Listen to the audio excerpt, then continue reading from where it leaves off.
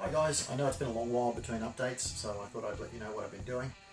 Long story short, I've had the surgery on my foot, which has taken a little longer to heal than I thought it would. I have been tinkering around the house with some small jobs, but there's nothing really worth mentioning there in terms of build videos and that sort of stuff. This year's still looking at being probably fairly hectic. I've got the stage 3 renovations I want to do in terms of the improvement on the property, along with all the usual build projects I'm hoping to do along the way as well. The reason why I'm standing here with this guy though is because ever since I've done the final construction of him, which is getting close to being 5 years ago now, there's been little elements of him that I felt needed improvement right from the get-go.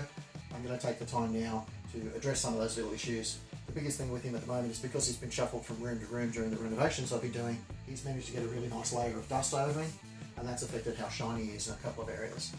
The other things that I'm going to address is when I first put him together, I wanted to put some rubber spacers in the neck so that he'd hold position a little bit better, and I'm going to address that. The reason why I didn't do it initially is because the thread inside his head ended up being a little bit short, so I'm going to extend that. The other things I'm looking at are the joinery areas that technically shouldn't be there in relation to the accuracy of him. So basically what I'm going to be doing is breaking him down and dealing with some of these minor issues that have been bugging me since the day I first put him together.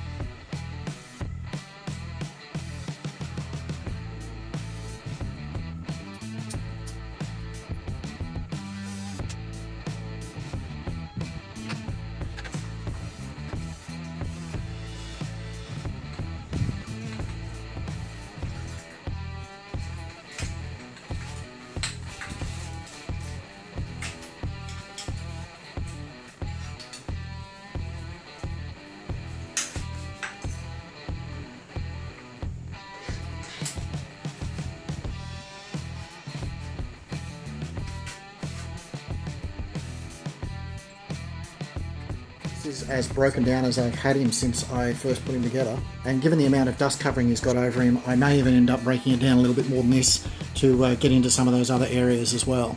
Now that I've got those other pistons and stuff out of the way though, this sort of area here has been the bit that's been bugging me ever since I sort of put it together. Mostly because it's not a bad seam, but it's a seam that's not supposed to exist in terms of the original. You can see there that the metal itself is going to require very little effort in terms of shining up, but I want to just do something to see if I can hide that a bit better. Same sort of goes with the other side. There's another one there that I want to fix up. These seams here, they could have been a little bit tighter, but they are accurate in terms of the original model. But I'm less worried about those sort of ones than I am on the hips and legs where they technically shouldn't be there. So I'll just show you what I've come up with to hide those. This is just a polished cloth that I'm using. I'm going to give it a bit of a better clean than this, but this is just to give you an idea. Once I get that outer surface relatively clean and relatively shiny, to hide this bit, I'm going to be using some regular aluminium foil. Now the reason why I'm using this, you can get some of this aluminium tape. The problem being with this is that it has a plastic coating on the outside to protect the shine, and that ends up being a slightly different silver to what we're trying to match here. Aluminium foil, on the other hand, is essentially the same material as what this is made from. So all I need to do is cover that little area there, and hopefully that should hide that a lot better than what it is. Now I'm going to end up doing this twice. This is just a demonstration of how I actually do it. All I've done is to cut a strip of it, which is roughly the same size as what I want to cover up. And then I'm using just an ordinary water-based glue stick, the sort of thing that you'd use for arts and craft. And on the non-shiny side, I'm just giving that a good coating right to the edge so that it covers the entire bit that I need to use. Once I've done that, I'm just going to stick it on to where I want it to be.